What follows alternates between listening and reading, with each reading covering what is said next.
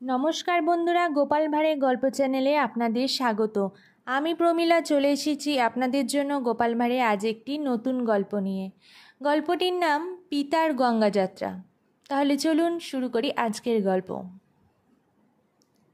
एक सकाले गोपालेर छेले विषण्ण मुखे राजसभाय राजा कृष्णचंद्रेर सामने हाजिर हलो। राजा कृष्णचंद्र ताके देखे सविस्मये बोलेन, कि ব্যাপার তুমি এসে হাজির হলে? গোপাল কোথায় গেছে? মুখের বিষণ্ণতাটুকু অক্ষুণ্ণ রেখেই গোপালের ছেলে জবাব দিল, বাবা গঙ্গা যাত্রা করেছেন। গঙ্গা যাত্রা বলতে আমরা মৃত্যুকে বুঝে থাকি, তাই স্বভাবতই রাজা কৃষ্ণচন্দ্র চোখ দুটো কপালে তুলে বলে উঠলেন, সে কি হে, গোপাল মারা গেছে? রাজা কৃষ্ণচন্দ্র তার প্রিয় ভার গোপালের জন্য বহুভাবে শোক প্রকাশ করলেন। শেষমেশ তার ছেলের হাতে 500 টাকা দিয়ে বললেন, এ দিয়ে কামকাজ সারোগে, কোনো ত্রুটি রেখো না যেন, লাগলে আরও পাবে। টাকাগুলো ট্যাকে গুজে গোপালের ছেলে তেমনি বিষণ্ণ মুখে রাজসভা থেকে বেরিয়ে গেল। গোপাল পরদিন সকালে যথারীতি রাজসভায় হাজির হলো। নির্বিকারভাবে ও নিঃসংকোচে সে তার নির্দিষ্ট আসনে বসল। গোপালকে সভাকক্ষে দেখেই রাজা কৃষ্ণচন্দ্র সবিস্ময়ে বলেন, এ কী কাণ্ড গোপাল, তোমার ছেলে যে কাল বলে গেল তুমি গঙ্গা যাত্রা করেছ?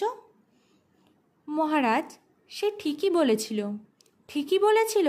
তার মানে কাল যে গঙ্গা যাত্রা করেছে আজ সেই আবার রাজসভায় সবার সামনে? খোলসা করে বলো তো ব্যাপার কি?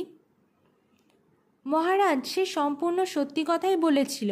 কাল আমি স্নান করতে গঙ্গায় যাত্রা করেছিলাম।